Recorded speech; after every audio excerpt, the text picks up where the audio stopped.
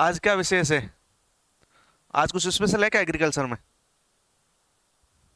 कितनी डेट है आज? डेट क्या है? हैं?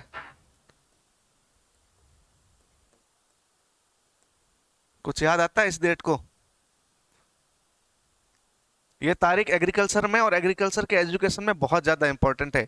3 दिसंबर को पूरे भारत में एग्रीकल्चर एजुकेशन डे, कृषि शिक्षा दिवस मनाया जाता है। क्या मनाया जाता है? कृषि शिक्षा दिवस। बहुत महत्वपूर्ण क्वेश्चन है। कृषि शिक्षा दिवस होता है, एग्रीकल्चर एजुकेशन डे कब मनाया जाता है? आज ही के दिन 3 दिसंबर को। क्यों? भारत के पहले राष्ट्रपति कौन थे? हैं? पहले राष्ट्रपति? हैं? सही बोल रहे हो, हाँ जो बोल रहे हो। डॉक्टर राजेंद्र प्रसाद। कौन थे? डॉक्टर राजेंद्र प्रसाद। और डॉक्टर राजेंद्र प्रसाद के जन्म दिवस 3 दिसंबर के दिन ही पूरे भारत में कृषि शिक्षा दिवस मनाया जाता है। और ये पहले भारत के पहले केंद्रीय कृषि मंत्री भी थे। केंद्रीय कृषि मंत्री रहते हुए एग्रीकल्चर एजुकेशन पे बहुत अच्छा योगदान दिया। इसीलिए इन्हीं की याद में 3 दिसंबर को कृषि शिक्षा दिवस 3 दिसंबर को मनाया जाता है। नोट कर देना, क्वेश्चन इंपॉर्टेंट है, ठीक है। डॉक्टर राजेंद्र प्रसाद की याद में, ठीक है। और ये कौन थे?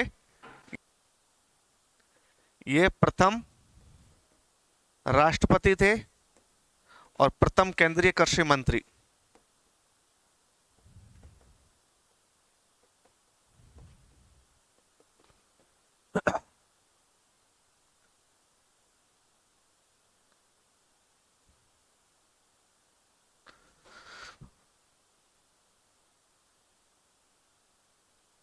अभी तक अपन ने ये पढ़ा है कि आज 3 दिसंबर है और 3 दिसंबर को कृषि शिक्षा दिवस मनाया जाता है।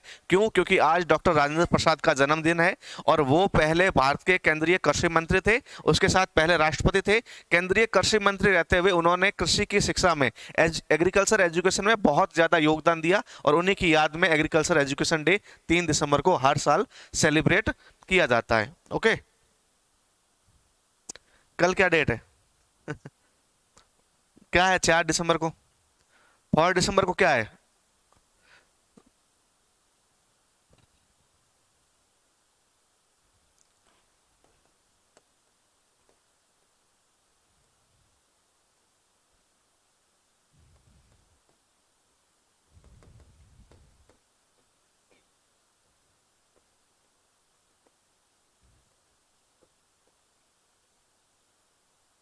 4 दिसंबर को है कृषि में महिलाओं का योगदान दिवस। कृषि में महिलाओं का कितना योगदान है, लेडीज का, वुमेन्स का कितना योगदान है, उनके उनके लिए एक दिन सेलिब्रेट किया जाता है। वो कौन सा है? कल का ही दिन, 4 दिसंबर, 4 दिसंबर।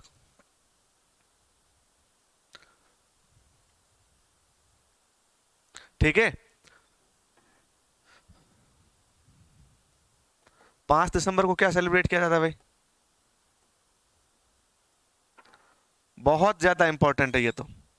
जिसके बारे में तुम पढ़ रहे हो अभी अभी अपनी जिसकी क्लासेस चल रही है, उसी के बारे में है। विश्व मृदा दिवस। विश्व मृदा दिवस, वर्ल्ड सॉइल डे।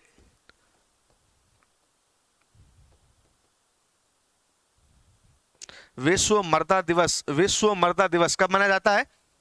5 दिसंबर को, मतलब परसों 5 दिसंबर को पूरे विश्व भर में। ये दोनों जो ऊपर वाले दिन हैं ये सिर्फ भारत के हैं, लेकिन ये पूरे वैश्विक तौर पे पूरे विश्व के लोग हैं, वो वर्ल्ड सोइल डे, विश्व मृदा दिवस मनाएंगे। ठीक है, ये तीनों नोट कर लो।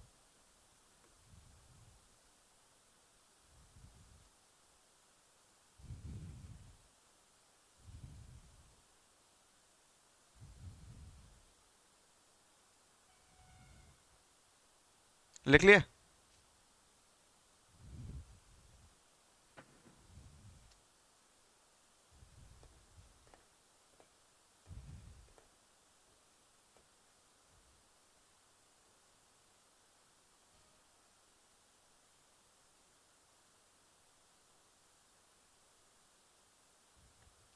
नेक्स्ट लिख रहे हो क्या?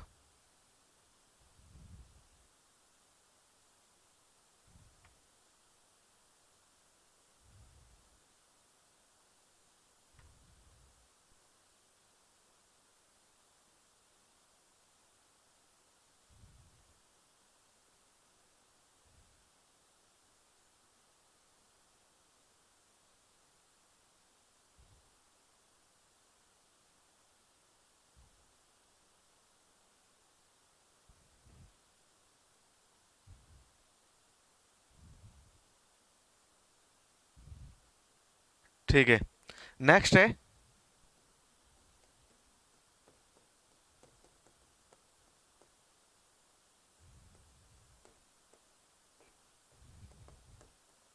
कौन से साल को मर्दा वर्ष के रूप में मनाया गया?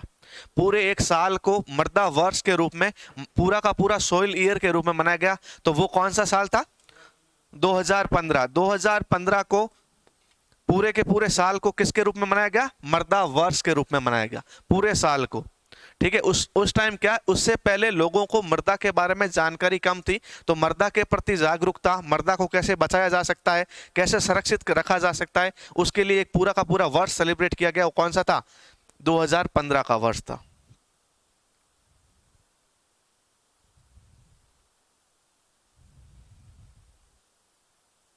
ठीक है, एक है जो बहुत सारे बुकों में तुम्हें नहीं मिलेगा, अंतर्राष्ट्रीय मृदा दशक। दशक किसको बोलते हैं? 10 ईयर के पीरियड को, 10 साल के पीरियड को दशक बोलते हैं। और अंतर्राष्ट्रीय मृदा दशक कौन से 10 साल के समूह के रूप में मनाया जाएगा? वो है दोस्तों 2015 से लगाकर 2024 तक, ये जो है ये अंतर्राष्ट्रीय मृदा दशक के रूप में मनाए जाएंगे। अभी अपन अंतर्राष्ट्रीय मृदा दशक के रूप में उसको मना रहे हैं। अभी भी मृदा के बारे में बहुत अच्छे काम हो रहे हैं, बहुत ज्यादा हो रहे हैं, क्योंकि अभी क्या चल रहा है? अंतर्राष्ट्रीय मृदा दशक चल रहा है। ये दिवस के बारे में कुछ चीजें हो गई, नोट कर ली? ठीक है, अब चलते हैं वापस अपने टॉपिक पे। क्या पढ़ रहे थे अपन? मृदा का संगठन पढ़ रहे थे, और संगठन लिख लिया था सबने। मृदा में खनिज पदार्थ कितने होते हैं? 45%। मृदा में कार्बनिक पदार्थ कितने होते हैं? 5%। और मृदा में वायु और जल की मात्रा कितनी कितनी होती है? 25% होती है। ठीक है दोस्तों, अब देखो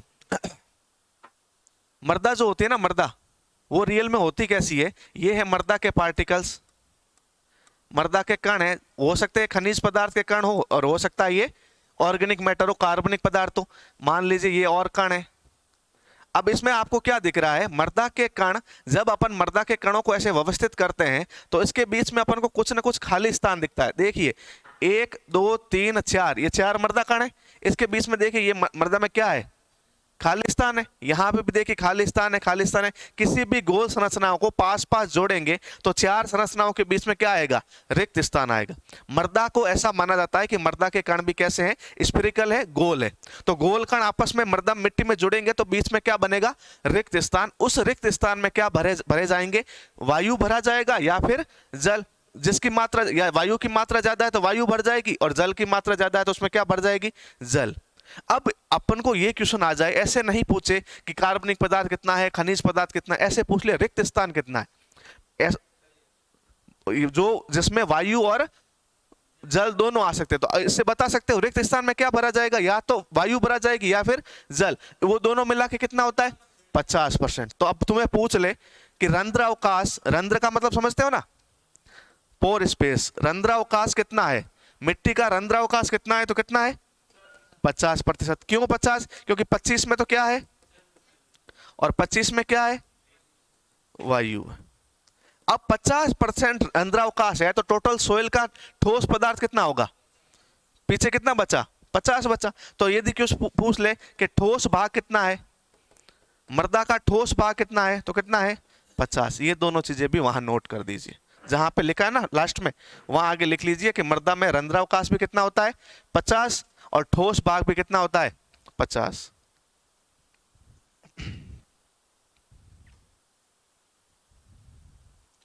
मृदा में रंध्रावकाश कितना होता है? 50%। 50 में से 25 में क्या होता है? जल होता है, और 25 में क्या होती है? वायु। क्या नाम है आपका? है स्वरूप।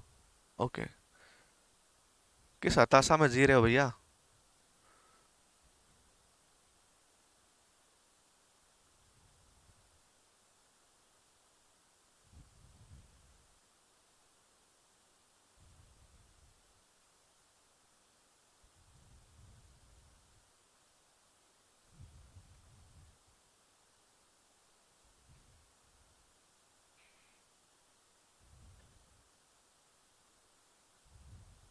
ठीक है, लिख लिया?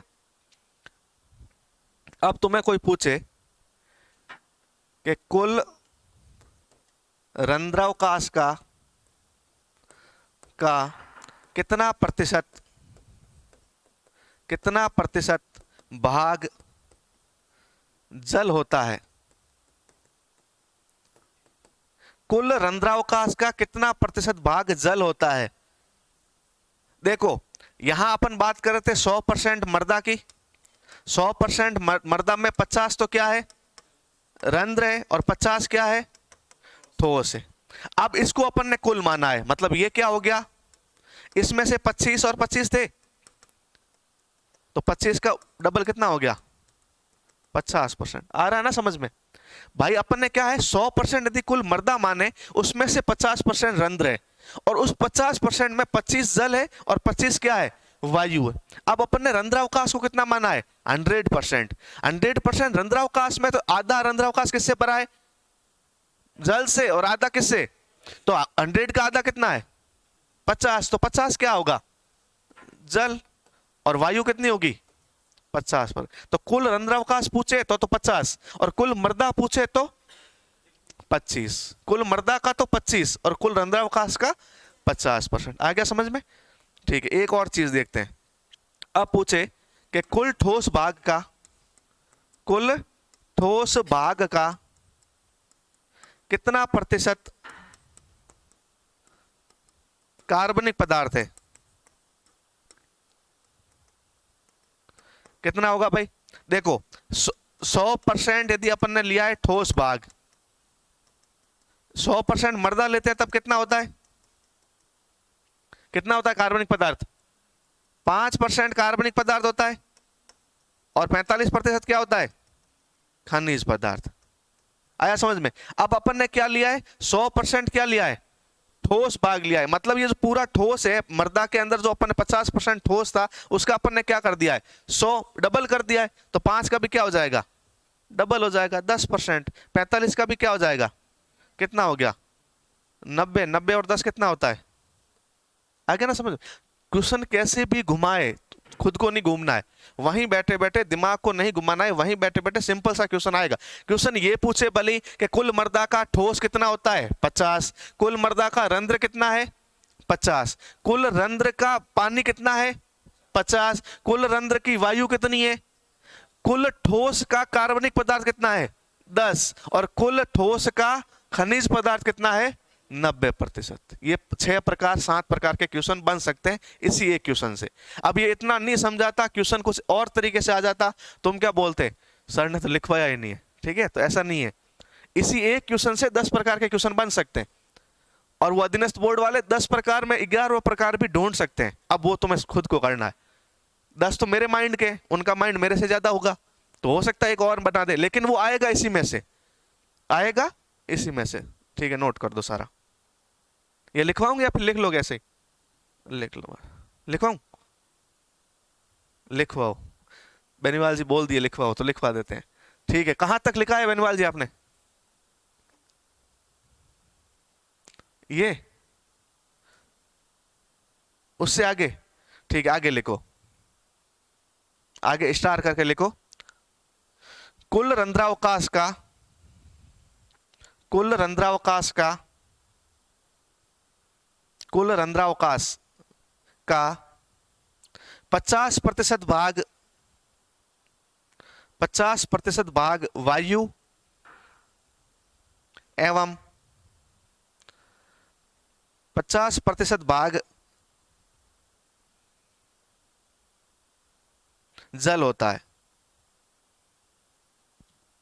जल होता है।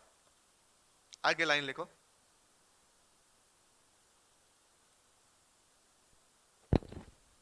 आगे लिखो। कुल ठोस भाग का, कुल ठोस भाग का 90%, 90% क्या होता है, खनिज पदार्थ, एवं 10%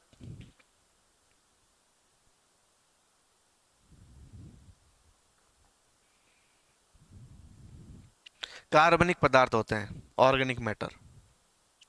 कार्बनिक पदार्थ या फिर ऑर्गेनिक मैटर होते हैं। ठीक है, ठीक है। ये सामान्य जानकारी थी मृदा के बारे में। अपन ने मृदा की परिभाषा पढ़ी, मृदा के बारे में थोड़े से इंस्टीट्यूट पढ़े, एक दो इंस्टीट्यूट हैं जो आज लिखवा देंगे।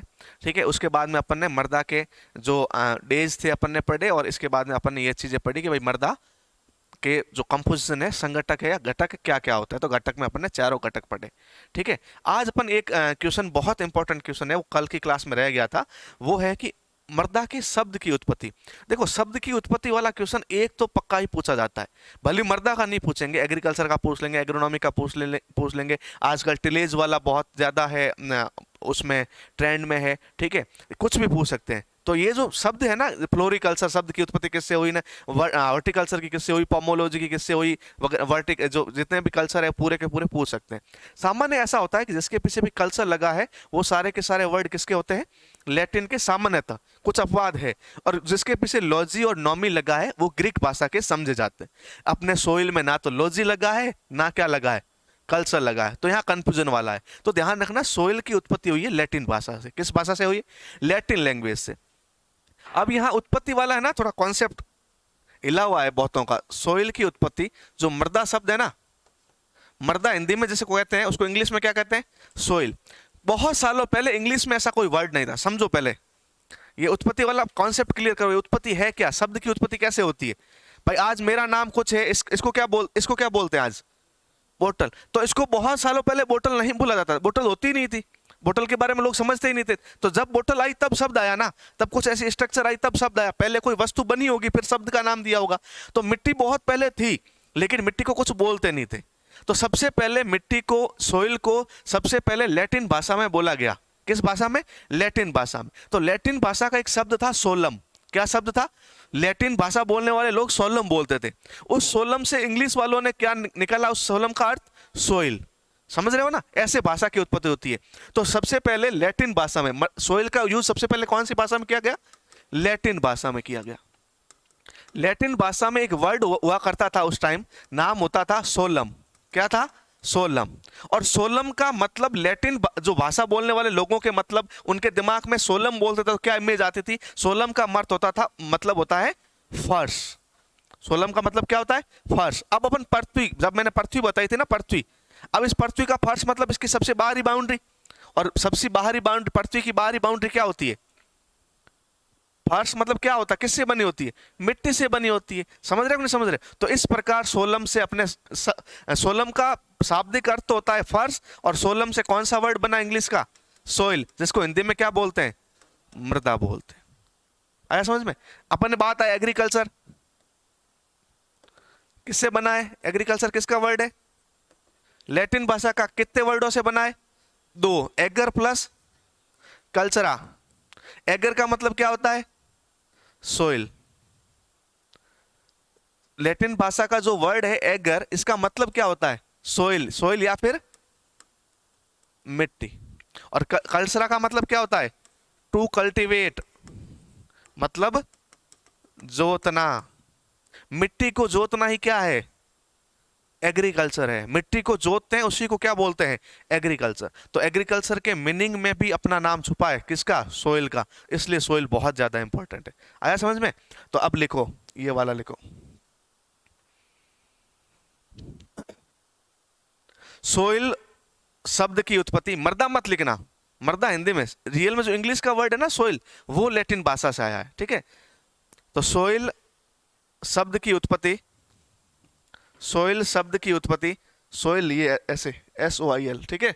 सोइल शब्द की उत्पत्ति लैटिन भाषा के शब्द, लैटिन भाषा के शब्द कौन से शब्द से हुई है भाई, सोलम से।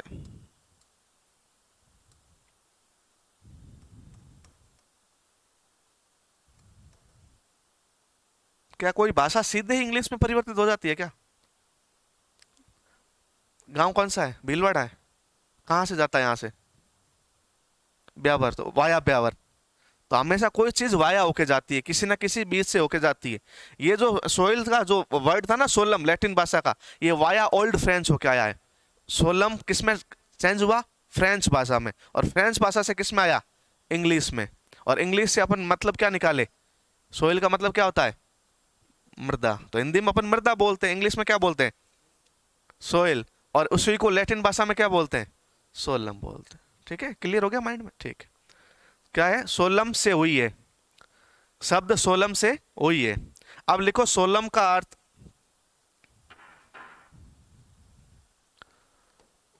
सोलम का अर्थ क्या होता है भाई? अर्थ फर्श होता है, फर्श या फिर floor.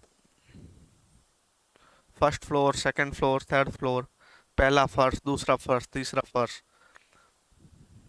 Ground floor, underground floor. ठीक है, ठीक है स्वरूप। ओके, कहाँ से हो? कल आए थे क्लास में?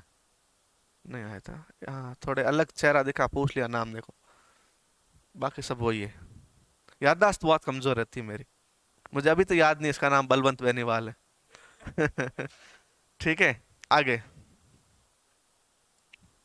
ठीक है, आगे देखते हैं अपन। आगे अब क्या है? अब अपन देखो, सबके जमीन है, सब किसान परिवार से लगते हो। ठीक है, क्योंकि शक्ल सबकी मेरे जैसी लग रही है, आम, कोई भी यहाँ रईस नहीं लग रहा, तो सब किसान परिवार से हो, सबके पास जमीन है।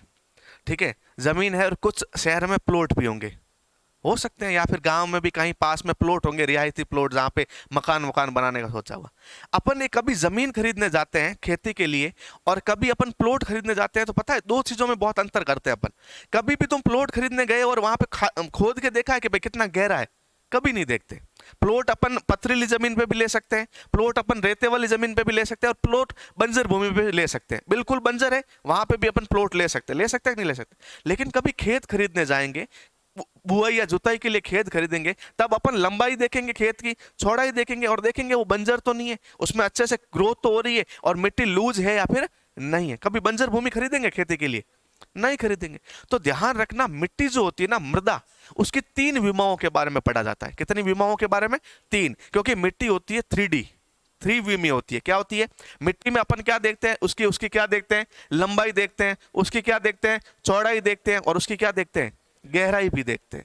लेकिन कभी भी भूमि की अपन गहराई नहीं देखते। इस ये जो प्लॉट खरीदा होगा इस मकान मालिक ने, तो क्या देखा होगा कि भाई इसकी लंबाई कितनी है और इसकी चौड़ाई की, गहरा कितना है किसी को कोई मतलब नहीं।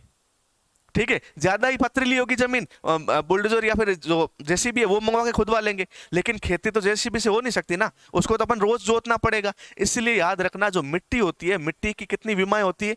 तीन। इसलिए मिट्टी कैसी होती है भाई? 3D होती है। 3D मतलब 3 डायमेंशन होती है, और हिंदी में इसको बोलते हैं त्रिविमीय। क्या बोलते हैं? त्रिविमीय। और जो भूमि होती है, ये तो किसकी बात कर रहा हूं मैं? मृदा की। जो भूमि होती है, भूमि का मतलब होता है जो प्लॉट वगैरह है, या जिसको अपन इंग्लिश में बोलते हैं लैंड। क्या बोलते हैं? लैंड। वो क्या होती है? 2D होती है। उसमें अपन गहराई का कोई ध्यान नहीं रखते, उसमें सिर्फ अपन किस किस का ध्यान रखते हैं?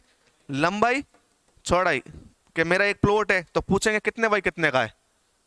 कभी गहराई पूछी? मेरे एक प्लॉट है भाई, गहराई कितनी है प्लॉट की? कोई नहीं पूछता। कि भाई लंबाई कितनी है, चौड़ाई कितनी है? समझ रहे हो? तो ये जो होती है, ये लंबाई और चौड़ाई के बारे में, इसके 2D होती है। 2D मतलब 2 डायमेंशनल, और इसको बोलते हैं द्विविमीय।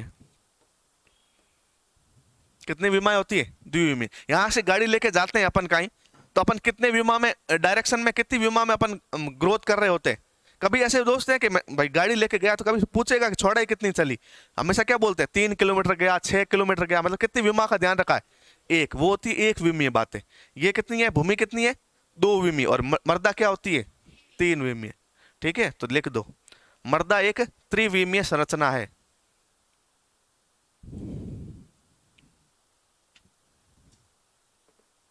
मेरे द्वारा क्लास में की गई मजाक भी एक क्वेश्चन बन सकता है, तो मजाक भी लिख लेना, ठीक है? त्रिविमीय संरचना है, जबकि संरचना है त्रिविमीय में 3D लिख लेना, 3D समझ में ज्यादा अच्छे से आता है। 3D मतलब 3 डायमेंशनल। जबकि भूमि कोष्टक में लिख लेना लैंड, भूमि कोष्टक में लैंड लिख लेना।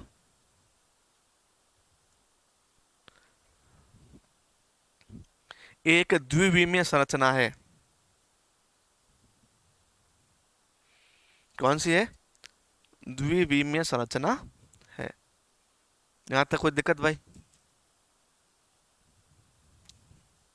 नहीं है दिक्कत? सुरेश, भूपेंद्र, सुरेश कौन है?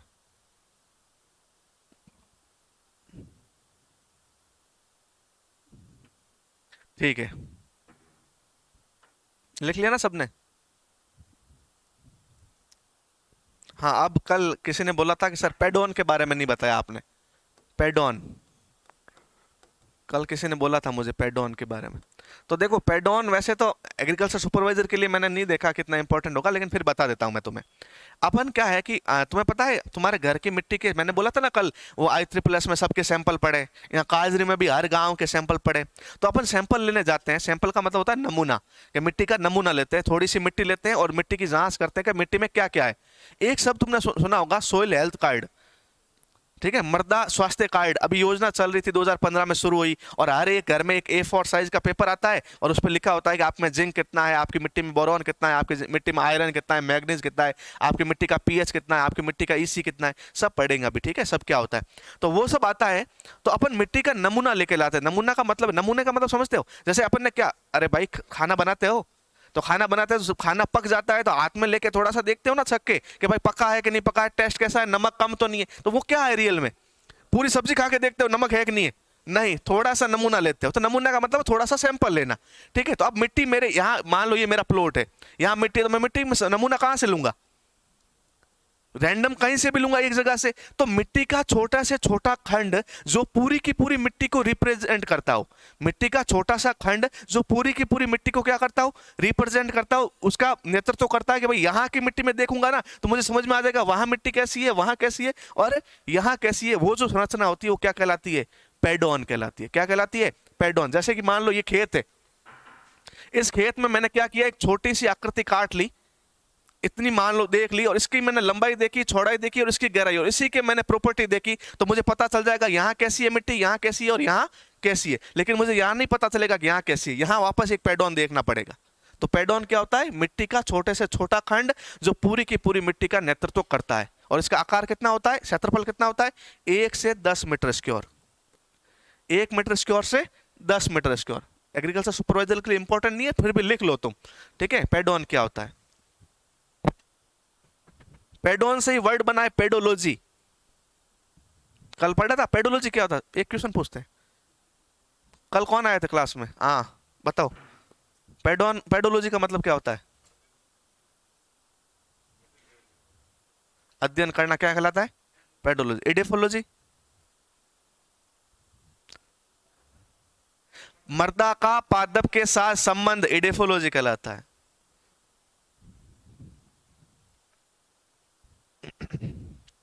ठीक है, लिखो पेडोन,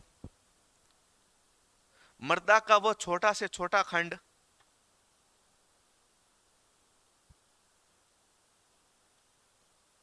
मर्दा का वो छोटे से छोटा खंड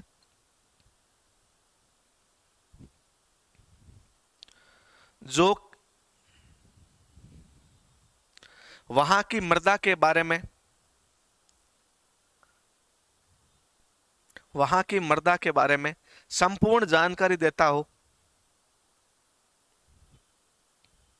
संपूर्ण जानकारी देता हो, पेडोन कहलाता है। पेडोन कहलाता है।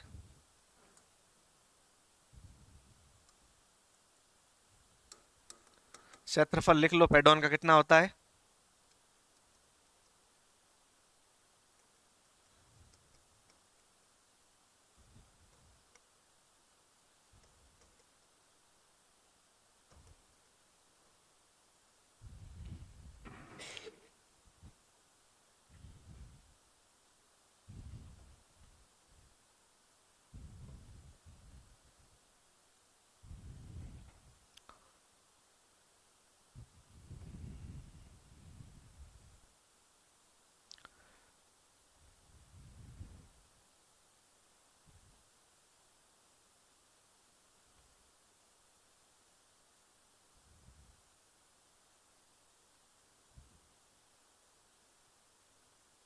हाँ, आप बताओ जैसलमेर वाले भैया, कल हमने बताया था कि भारतीय मृदा विज्ञान संस्थान वो कहाँ पे स्थित है? भारतीय मृदा विज्ञान संस्थान अपने बैच के लास्ट तक यही समस्या रहेगी, लोग सीरियसली लेंगे ही नहीं इस बैच को।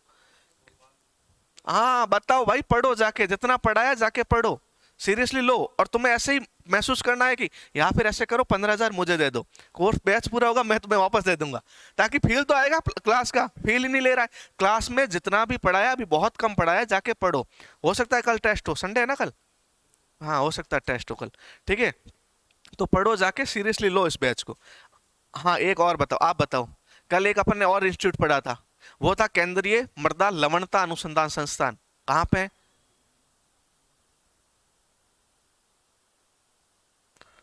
नहीं भाई ऐसे नहीं चलेगा, वो है करनाल हरियाणा में। कहाँ पे है? करनाल हरियाणा में। कल अपने और पढ़ा था, हेलो आप बीच वाले, हाँ कल अपन ने पढ़ा था भारतीय मृदा एवं जल संरक्षण संस्थान। कहाँ पे है? हाँ बताओ।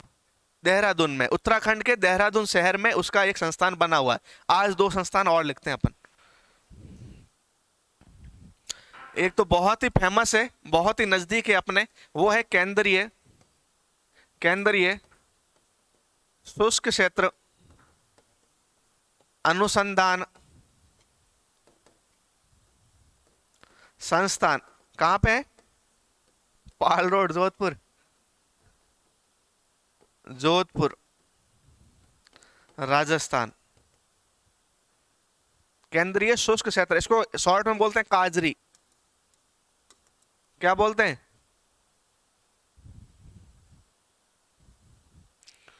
जोधपुर की दो चीजें बहुत फेमस है, काजरी और बाजरी। आफरी भी है, arid forest research institute Jhalamand, very good. Jodhpur याद रख लेना। जोधपुर का कोई एग्जाम हो फिर झालामंड आ सकता है ऑप्शन में। अब राजस्थान का एग्जाम है, जोधपुर ही आएगा ऑप्शन। कब हुई स्थापना इसकी? काजरी की स्थापना कब हुई?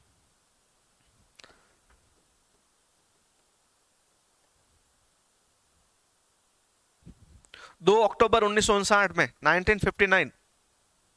जो काजरी नाम पड़ा वो 1950, उससे पहले भी रिसर्च इंस्टीट्यूट चलता था, उसकी स्थापना 1952 में हुई। बट ये याद नहीं रखना अपने, काजरी याद रखना है, 2 अक्टूबर 1959, 1959। 2 अक्टूबर को क्या है?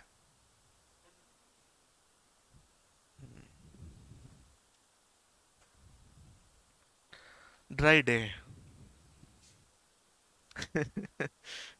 ठीक है लिखो, केंद्रीय शुष्क क्षेत्र अनुसंधान संस्थान जोधपुर राजस्थान, 2 अक्टूबर 1959। आधो को समझ में भी नहीं आया।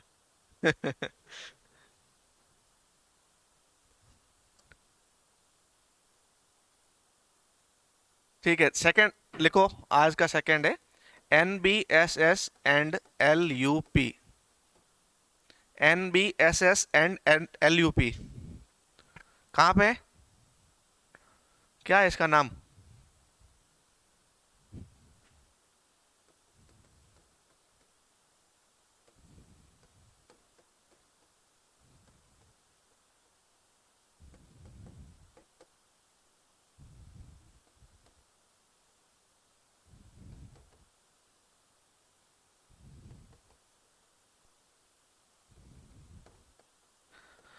राष्ट्रीय मृदा सर्वेक्षण एवं भूमि उपयोग नियोजन bureau, national bureau of soil survey and land use planning.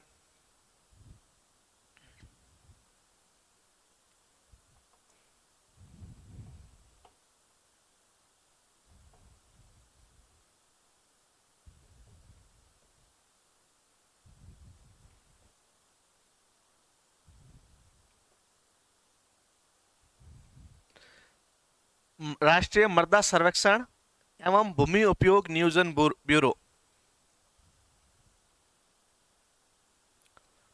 ये है अपने नागपुर महाराष्ट्र में। कहां पे है? नागपुर महाराष्ट्र, जहां के संतरे फेमस है। Nagpur Maharashtra, Nagpur Maharashtra. National bureau of soil survey and land use planning, राष्ट्रीय मृदा सर्वेक्षण एवं भू उपयोग नियोजन ब्यूरो, नागपुर महाराष्ट्र में। ये दोनों भी आपको याद रखने हैं, ठीक है। चलो बहुत बढ़िया। ये अपनी सामान्य जानकारी, मृदा के बारे में जो सामान्य सामान्य जानकारी थी वो अपनी कंप्लीट हो गई। स्थापना इसकी नहीं पूछते, 1974 में हुई है लेकिन नहीं पूछते, ठीक है।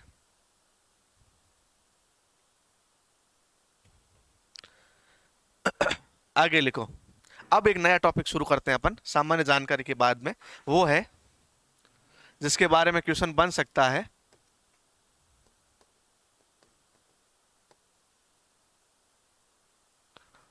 हिंदी गलत हो सकती है मेरी, है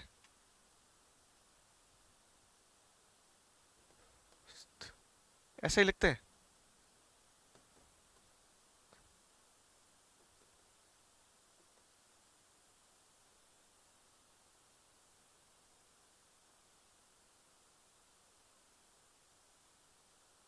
सोइल हेल्थ कार्ड स्कीम, मृदा स्वास्थ्य कार्ड योजना।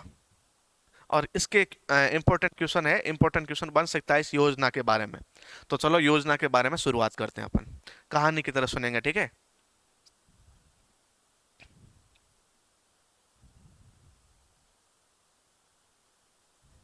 अब देखो इस योजना का विश्व मृदा दिवस का बहुत आपस में कनेक्शन है।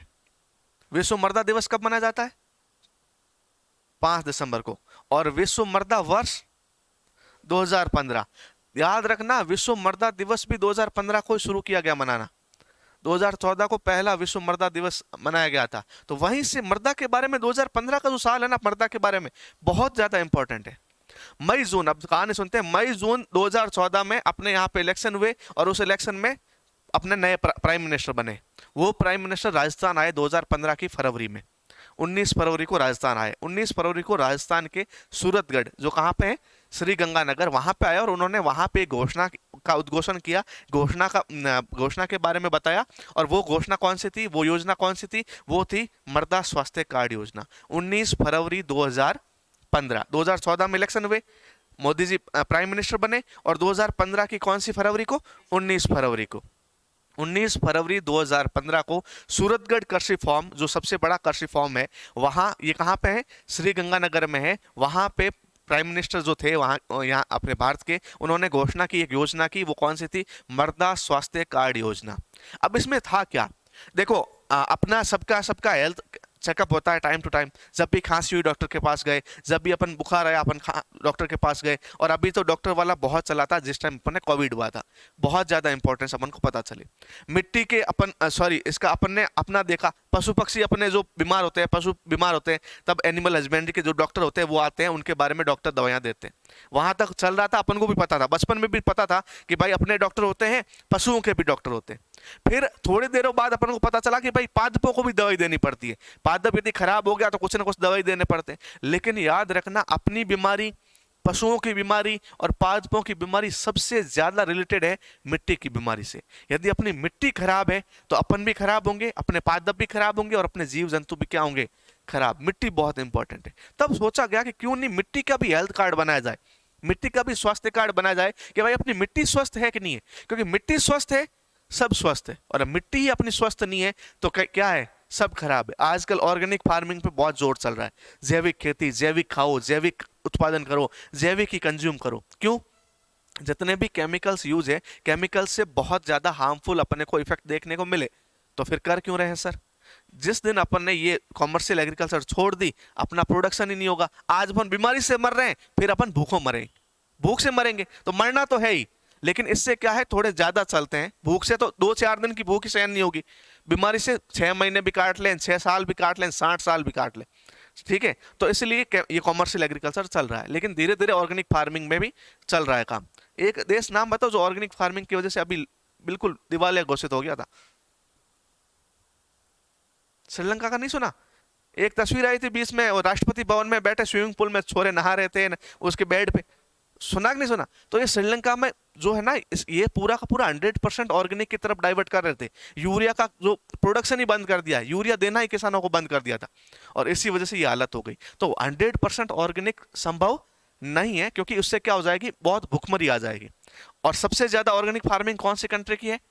ऑस्ट्रेलिया की है। लेकिन ऑस्ट्रेलिया कभी भी 100% ऑर्गेनिक नहीं करता, क्योंकि 100% ऑर्गेनिक करेंगे तो क्या हो जाएगा, पूरा का पूरा प्रोडक्शन चौपट हो जाएगा। तो भाई ये सारी चीजें देखते हुए उस टाइम के जो भी कृषि मंत्री रहे होंगे, उन्होंने सोचा कि भाई मर्दा का भी क्या होना चाहिए, हेल्थ कार्ड होना चाहिए, अपन को पता होना चाहिए कि मर्दा स्वस्थ है या फिर नहीं है। और इसी तर्ज पर कौन सी डेट को बिल्कुल ध्यान रखना है, डेट कौन सी थी, 19 फरवरी 2015। कहां पे, सूरतगढ़। कहां पे है सूरतगढ़, अरे भाई श्री लगाओ, श्री गंगानगर। और ये कहां पे है, राजस्थान का सिरमौर, ठीक है। और उस टाइम वहां जो भी प्रधानमंत्री का नाम याद रखने की जरूरत नहीं है, सबको याद है, ठीक है। तो उन्होंने क्या किया, ये जो योजना थी उसकी घोषणा की कहां पे, सूरतगढ़ कृषि फार्म पे, श्री गंगानगर में। अब क्या था कि उसमें एक टैग लाइन दी, क्या दी, टैग लाइन दी। टैग लाइन का मतलब है इस घोषणा में रियल में क्या फायदा है। तो इसकी जो टैग लाइन है मृदा स्वास्थ्य कार्ड योजना की, वो क्या है, स्वस्थ धरा खेत हरा। कि भाई अपनी धरा स्वस्थ होगी तो खेत क्या होगा, अपना हरा भरा होगा। और ये योजना बहुत महत्वपूर्ण, इसका ईयर भी पूछ सकते हैं, 2015 याद रखना। कहां पे हुई, राजस्थान के सूरतगढ़ कृषि फार्म श्रीगंगानगर में। और इसका टैगलाइन क्या है, टैगलाइन क्या है, स्वस्थ धरा खेत हरा, स्वस्थ धरा खेत हरा, लिख लो। Healthy soil green field, green farm है।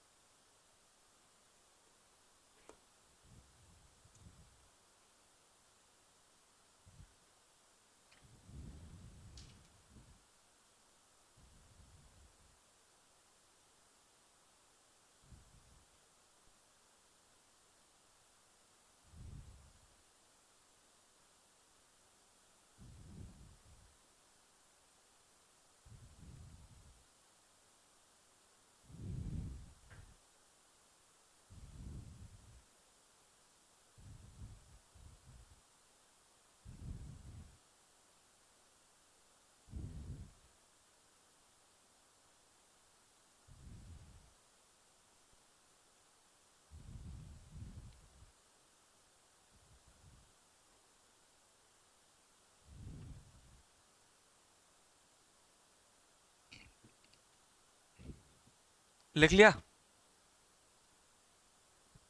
ठीक है। अब आगे ध्यान रखना, इसमें क्या करते हैं, एक A4 साइज का पेपर होता है, ठीक है। A4 साइज के पेपर पे पूरा का पूरा प्रिंटेड होता है, किसान का नाम क्या है, किसान का खेत कहाँ पे है, उसकी तहसील कौन सी है, गांव कौन सा है, ब्लॉक कौन सा है। और उसके बाद में उसमें कुछ पैरामीटर होते हैं, उन पैरामीटर की जानकारी होती है। खेत की जुताई कितनी है, खेत का जोत कैसा है, खेत सिंचित है या फिर असिंचित है, सारी जानकारी उस पेपर पे दे रखी होती है। किसान के नाम या काश्तकार के नाम से लगाकर कौन कौन से पैरामीटर है। क्वेश्चन यहां बन सकता है कि भाई उस पेपर में कितने पैरामीटर, कितने आंकड़ों को या फिर कितने पॉइंट्स को निर्देशित किया गया है, क्या क्या चीजें बताता है। तो ध्यान रखना, ये जो अपना सोइल हेल्थ कार्ड होता है वो 12 पैरामीटर्स के बारे में, कितने बारे में, 12 पैरामीटर्स के बारे में। पैरामीटर्स कौन कौन से 12 अभी बताएंगे। 12 प्रकार की जानकारी देता है, कितने प्रकार की, 12 प्रकार की, याद रह जाएगा। 12 पैमानों के बारे में, 12 पैरामीटर्स के बारे में बताता है। अब ये कौन कौन से पैरामीटर्स हैं, किन किन चीजों के बारे में बताता है, तो ध्यान रखना, ये बताता है पीएच के बारे में। किसके बारे में बताता है, पीएच। और पीएच क्या होता है पता है, पीएच का मतलब क्या होता है, ये जो है अपना हेल्थ कार्ड, ये पीएच के बारे में बताता है कि मिट्टी का पीएच कैसा है। पीएच रियल में होता क्या है, पीएच क्या बताता है अपन को, सिंपल सा बनाता है कि भाई अम्लीय है या फिर क्षारीय है। मिट्टी अपनी अम्लीय है, अब या तुम बोलोगे हाइड्रोजन आयन की कंसंट्रेशन, किसान को समझ में भी नहीं आएगा। सुपरवाइजर किस लिए बन रहे हो तुम, अरे कोई किसान के लिए नहीं बनता, अब नौकरी चाहिए, रेपुटेशन ठीक है। तो रियल में क्या है, किसानों को तो ये हाइड्रोजन कंसंट्रेशन समझ में नहीं आएगी, तो क्या पूछेंगे कि भाई अम्लीय है या क्षारीय है। तो पीएच का मतलब है अपनी अम्लीयता और क्षारीयता के बारे में बताएगा। ये हेल्थ कार्ड अपन से पता चल जाएगा, भाई सांस से ज्यादा है पीएच तो अपनी मिट्टी क्षारीय है, सांस से कम है तो क्या है, अम्लीय, 7 है तो क्या है, उदासीन है। ये पीएच के बारे में बताता है। सेकेंड ये किसके बारे में बताता है, ये बताता है विद्युत चालकता के बारे में, इलेक्ट्रिक कंडक्टिविटी। विद्युत चालकता से क्या पता चलता है, अपने मिट्टी में लवणों की मात्रा कितनी है, सॉल्ट कितना है, नमक कितना है। ज्यादा यदि लवण है, नहीं कल बताया था, तुम क्लास में थे नहीं, उबासी 2 वजह से आती है। या तो जो मैं पढ़ा रहा हूं वो पहले से पढ़ा हुआ है, या जो पढ़ा रहा हूं वो समझ में नहीं आ रहा। कौन सा कारण है भाई, इसका तीसरा है चाय उतर गई, हाँ अमल भी उतर सकता है, ठीक है। तो हाँ, इसी की बात कर रहे थे, विद्युत चालकता। विद्युत चालकता क्या बताती है? नमक के बारे में कि भाई लवण कितने, ज्यादा लवण होंगे ना जब मिट्टी में, तो अपनी मिट्टी क्या होगी? बंजर हो जाएगी, उपजाऊ नहीं रहेगी। तो अब ये भी पता लगाना जरूरी है। तो विद्युत चालकता के बारे में बताता है। किसके बारे में बताता है? पहला क्या है? पीएच। दूसरा विद्युत चालकता। तीसरे नंबर पे है ऑर्गेनिक कार्बन। ऑर्गेनिक कार्बन या फिर जो अपना कार्बनिक कार्बन है उसकी मात्रा बताता है कि भाई कार्बनिक मात्रा कितनी है, कार्बनिक पदार्थ कितने हैं, इसकी मात्रा भी बताता है। ध्यान, बलवंत समझ में आ रहा है? पीएच के बारे में बताता है, ईसी के बारे में बताता है। कौन? केडी से?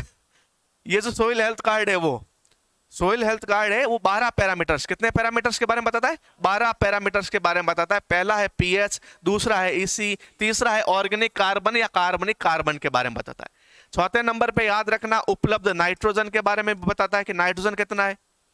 और क्या बताता है? उपलब्ध फॉस्फोरस के बारे में और उपलब्ध पोटेशियम के बारे में। ये तीनों ही बहुत ज्यादा इंपॉर्टेंट है। नाइट्रोजन को अपन यूरिया के माध्यम से देते हैं, फॉस्फोरस को अपन डीएपी एसएसपी के माध्यम से देते हैं, और अपन पोटेशियम भी देते हैं मिट्टी में एमओपी या एसओपी के रूप में, सल्फेट ऑफ पोटास या म्यूरेट ऑफ पोटास। आगे जिस दिन अपन उर्वरक पढ़ेंगे, खाद या उर्वरक, उस समय ये सारी चीजें पढ़ेंगे। और जिस समय पोषक तत्व पढ़ेंगे तब तुम्हें समझ में आ जाएगा एन क्या है, पी क्या है और के क्या है। एन को नाइट्रोजन बोलते हैं, पी को फॉस्फोरस और के को पोटेशियम। ये भी लिखा होगा, उसमें लिखा होगा कि आपके मिट्टी में नाइट्रोजन कितना है, आपकी मिट्टी में फॉस्फोरस कितना है, और आपकी मिट्टी में पोटेशियम कितना है, आपकी मिट्टी का पीएच कितना है, आपकी मिट्टी में लवणों की मात्रा कितनी है, और आपकी मिट्टी में कार्बनिक पदार्थ की मात्रा कितनी है। कितने हुए ये? 6 हुए। अगला है सल्फर के बारे में बताता है। किसके बारे में बताता है? सल्फर। उसके अलावा जिंक, कॉपर, आयरन, मैग्नीज और बोरॉन के बारे में बताता है। कितने हो गए? 12। लिख लो। यहां यदि ये कुछ समझ में नहीं आ रहे हो ना, ये जिंक क्या है, बोरॉन क्या है, वैसे सारे एग्रीकल्चर के स्टूडेंट है, लेकिन भूल गए हो तो अपन पढ़ेंगे पोषक तत्व वापस। सेकंड अपना टॉपिक पोषक तत्व रहेगा आगे, मिट्टी पूरी होने के बाद है। लवणों की मात्रा, भाई नमक कितना है अपने मिट्टी के अंदर। ज्यादा मिट्टी में नमक होगा ना, वो काम की नहीं रहेगी। अपने यहाँ राजस्थान की जो मिट्टी है उसमें लवणों की मात्रा ज्यादा है, ज्यादा साल्ट है, लवण ज्यादा है, सैलिनिटी ज्यादा है, इसलिए वो मिट्टी। पढ़ते हैं कि नहीं पढ़ते? लवणीय मृदाएं, क्षारीय मृदाएं। तो लवणीय मृदा क्यों पढ़ते हैं? जिसकी ईसी ज्यादा हो जाती है, वो मृदा कैसी हो जाती है? लवणीय हो जाती है।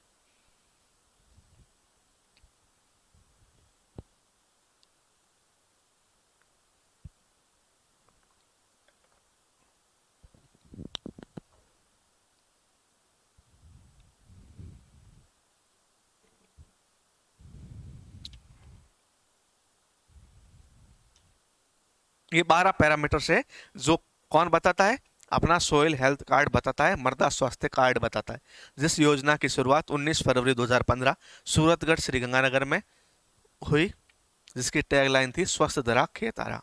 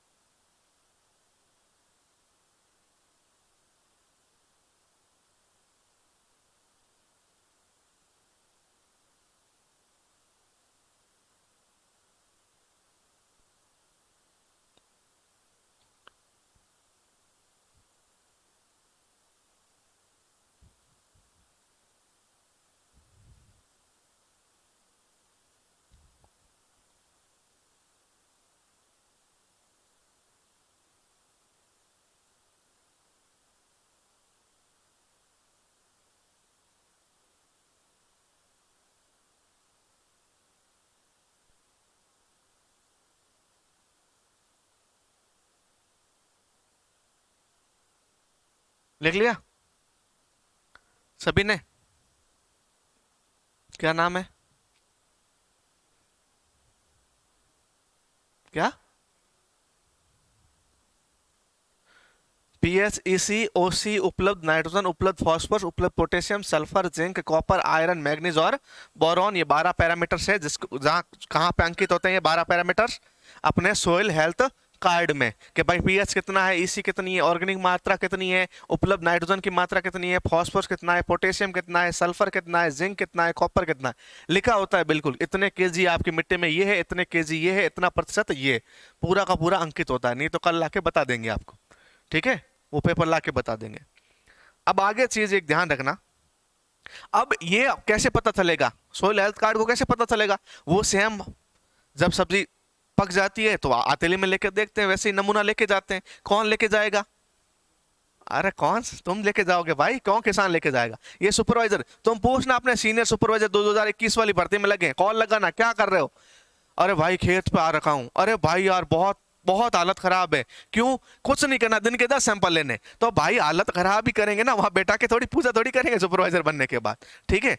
तो ये चीजें हैं, तो वो सैंपल लेके जाते हैं और अब सैंपल अपने अपने ब्लॉक में, अपने अपने जो भी कृषि भवन बना है वहां जमा करवाते हैं, वहां से आता है अपने जिला स्तर में, और यहाँ जो लैब बनी है उसमें चेक होता है, और उससे किसानों के घर पे कहाँ क्या पहुंचता है, मृदा स्वास्थ्य कार्ड पहुंचता है। अब भाई एक क्वेश्चन है कि सैंपल लेंगे कितना, खेत तो असीमित है, एक किसान के पास 10 हेक्टेयर जमीन है, एक के पास 1 हेक्टेयर जमीन है, तो सैंपल कितना लेंगे। तो ऐसा भी फिक्स किया गया है, इस योजना में ऐसा बताया गया है कि यदि किसी किसान की भूमि सिंचित है, कैसी है, सिंचित है मतलब इरिगेटेड है, जहां पे इरिगेशन की सुविधा है, सिंचाई की सुविधा है, उस भूमि पे 2.5 हेक्टेयर में 2.5 हेक्टेयर से कितना सैंपल लेंगे, 1 सैंपल लेंगे। 2.5 हेक्टेयर जमीन पूरी में से कितना सैंपल लेंगे, 1 सैंपल लेंगे। कैसी भूमि है, तो सिंचित भूमि। अब बहुत सारे किसानों की कैसी भूमि है, असिंचित भी है। तो यदि असिंचित भूमि हो तब अपन को कैसा लेना है, कितना लेना है, तो उसमें बताया गया है 10 हेक्टेयर से कितना लेना है, 1 सैंपल लेना है, 1 नमूना लेना है। कितनी जमीन से, 10 हेक्टेयर जमीन से कितना सैंपल लेना है, ओनली 1। और वो कहां जमा करवाना है, कृषि विभाग में जमा करवाना है, ठीक है। ये भी लिख लो कि भाई नमूना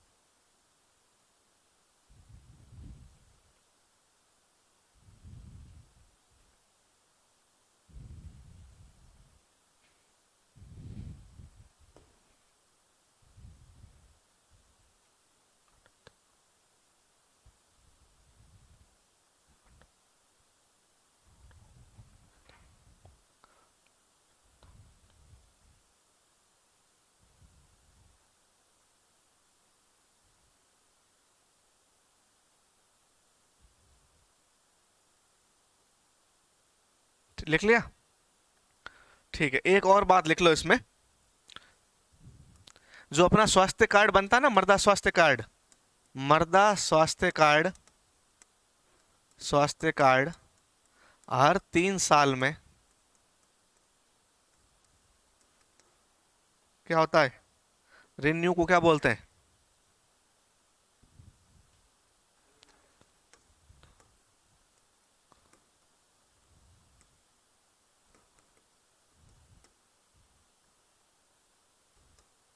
मृदा स्वास्थ्य कार्ड का हर 3 साल में नवीनीकरण होता है, रिन्यूअल होता है, नया बनता है। एक बार बनाए 3 साल तक बताएगा, फिर 3 साल बाद वापस बनेगा मृदा स्वास्थ्य कार्ड।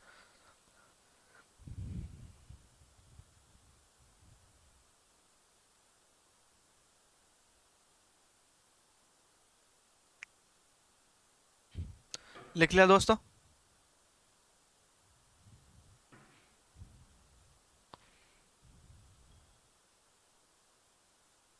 ठीक है। टाइम हो गया है, ठीक है। अभी सर आ गए होंगे कोई, ठीक है। सेटिस्फाई, समझ में आ रहा है सबको, कल से आज थोड़ा बेटर लगा होगा। हाँ, कल मैं 2.5 घंटे की यात्रा करके सीधा आपकी क्लास में लैंड हुआ था, मतलब सीधा क्लास में आया था, मुझे पता भी नहीं था पढ़ाना क्या है, ठीक है। तो हो सकता है कुछ रहे होंगे अपने बीच में, और होता है 2-3 दिन लगेंगे अपन को समझते हुए एक दूसरे को। तुम्हें भी समझ में आ जाएगा कि सर का नेचर कैसा है, और मुझे भी समझ में आ जाएगा बलवंत का नेचर कैसा है, ठीक है। तो उस हिसाब से, और क्लास अपनी होगी ना हो सकता है तुम में से 10 लोग ऐसे होंगे जिनको पता होगा कि ये सारी चीजें तो पढ़ रखी है, क्योंकि तुम सुपरवाइजर पहले भी किए होंगे या 11th 12th में पढ़ा होगा। लेकिन कुछ ऐसे ऐसे भी स्टूडेंट होंगे जिनको जीरो लेवल से, तो जीरो से हीरो तक की अपनी क्लास चलेगी। ऐसा नहीं है कि पूरा ऊपर ऊपर से ही पढ़ा रहे हैं, और ऐसा नहीं है कि पूरा नीचे नीचे ही चल रहे हैं। नीचे से अपन ऊपर की ओर जाएंगे, अपनों को अवरोहण करना है, आरोहण नहीं।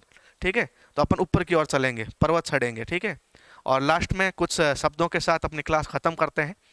जो भी लोग समझ रहे हैं ना कि मुझे जल्दी उठना पड़ रहा है, बहुत हार्ड वर्क करना पड़ता है, घर की परिस्थिति खराब है, घर वाले पैसे कैसे कमा रहे हैं, मैं क्या करूंगा, तो रामधारी सिंह दिनकर की बहुत अच्छी कविता है, और वो लिखते हैं कि विश्व वसुधा का नेता कौन हुआ, वसुधा का नेता कौन हुआ, भूखंड विजेता कौन हुआ, वसुधा का नेता कौन हुआ, भूखंड विजेता कौन हुआ, अतुलित यश क्रेता कौन हुआ। क्या बोलते हैं वो कि वसुधा का नेता कौन हुआ, भूखंड विजेता कौन हुआ, अतुलित यश क्रेता कौन हुआ, नव धर्म का प्रणेता कौन हुआ, जिसने कभी न आराम किया, विघ्नों में रहकर नाम किया, विघ्नों में रहकर नाम किया। जो विघ्नों में रहते हैं उसी का नाम होता है। जो सिर्फ अभी रह रहे ना आराम से, कि आराम से जिंदगी, और किसी और एक शायर ने कहा है कि अभी तुम सिर झुका के पढ़ लोगे, अभी तुम सिर झुका के पढ़ लोगे तो एक दिन तुम्हारा सिर सबसे ऊपर होगा। तो जितनी मेहनत कर सकते हो करो। बहुत जल्दी कल क्लास में मिलेंगे, तब तक के लिए धन्यवाद, बाय बाय।